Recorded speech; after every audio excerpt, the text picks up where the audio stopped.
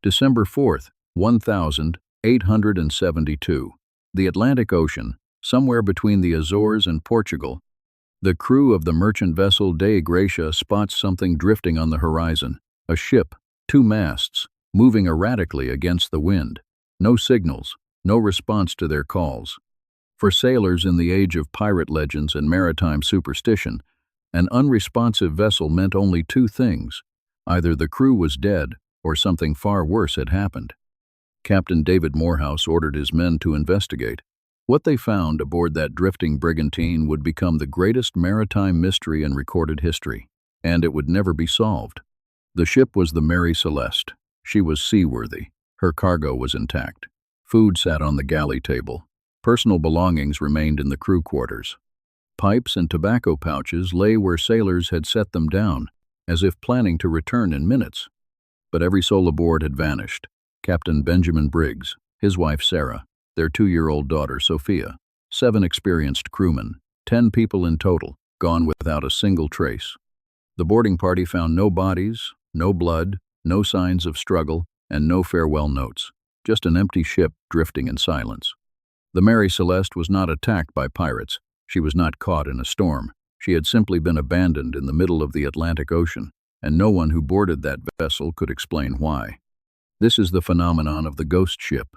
Vessels found adrift with no living crew, ships that sail themselves across thousands of miles of open water. Maritime mysteries that have haunted sailors for centuries and remain unexplained to this day. What could make an entire crew abandon a perfectly seaworthy ship? What force, what fear, what madness could compel 10 people to step off a functioning vessel into the vast emptiness of the Atlantic? These questions have tormented historians, maritime investigators, and the families of the vanished for over 150 years. Because the Mary Celeste is not an isolated incident.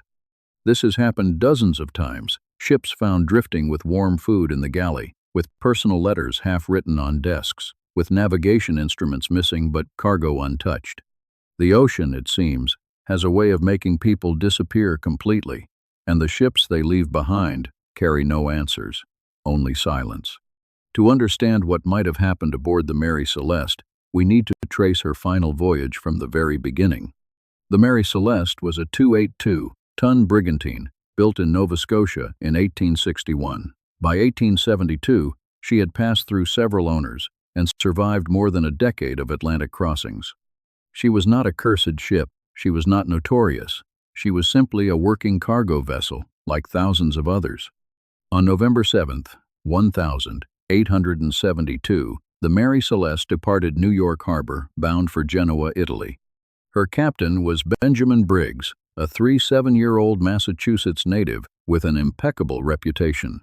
Briggs had spent his entire adult life at sea. He came from a seafaring family.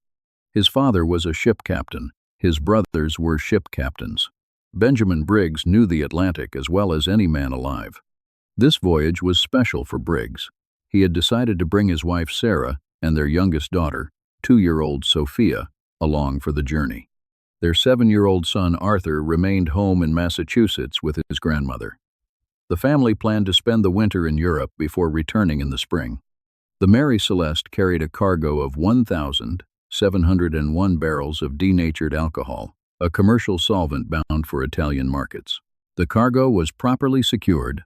The ship was well provisioned with food and fresh water for the crossing.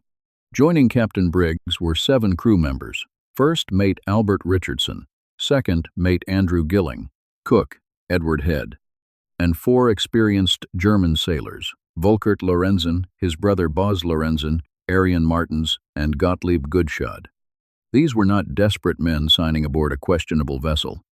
Richardson was a trusted professional who had sailed with Briggs before. The German sailors came with solid references. Every man aboard knew his job.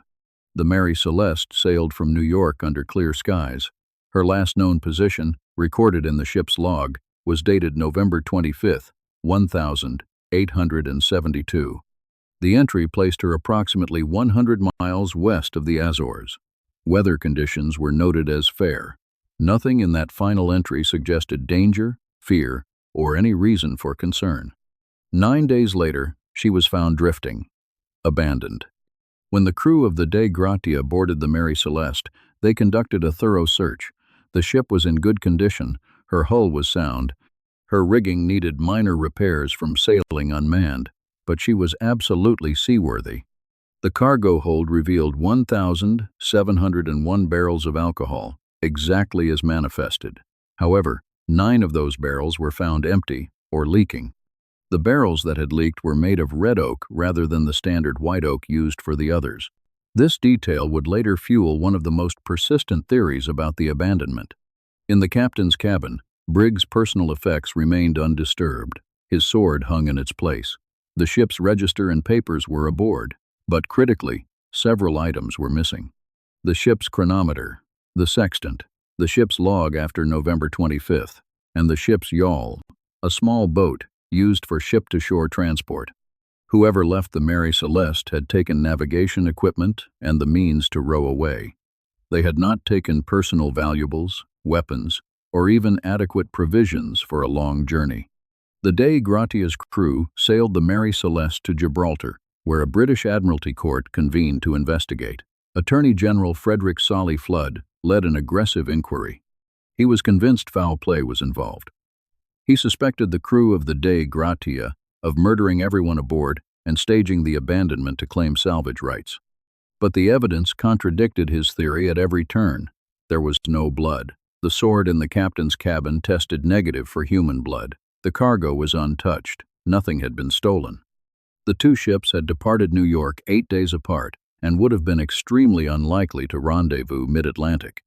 The Admiralty Court ultimately awarded the Dei Gratia's crew a salvage payment of £1,700, roughly 1/5 of the Mary Celeste's total value.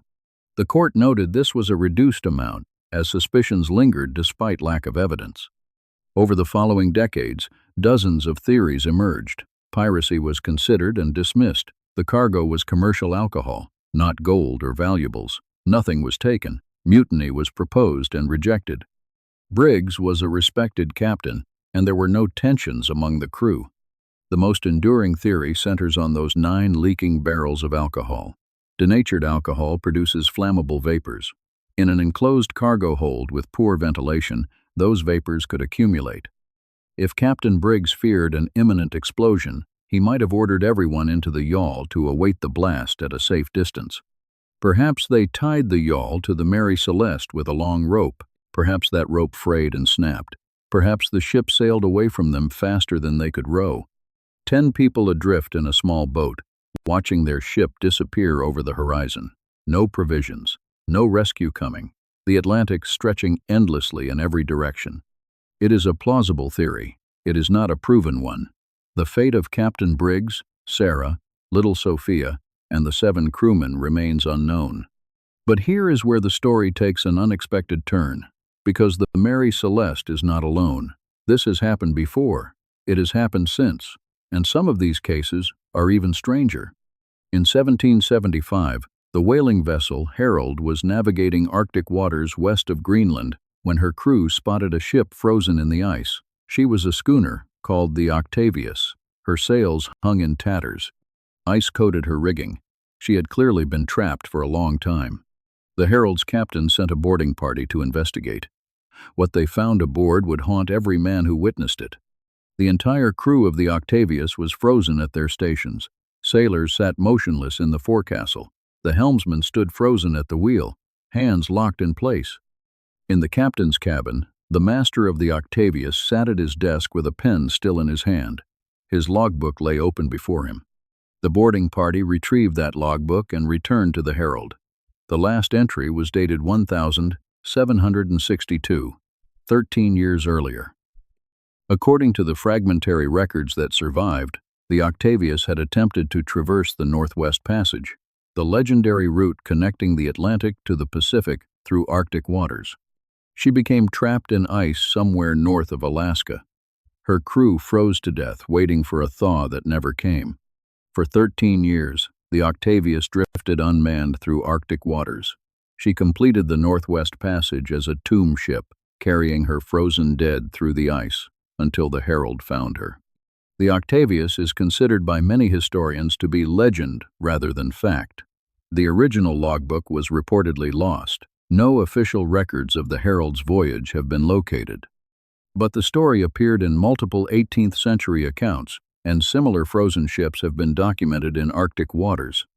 Whether the Octavius was real or not, her story captured something true about the sea. Ships can outlast their crews. The ocean does not require a human hand to guide its currents. This was proven beyond doubt by the Bechimo.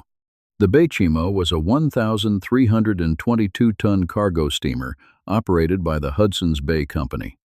In October 1931, she became trapped in pack ice near Barrow, Alaska. Her crew abandoned ship, convinced she would be crushed and sunk.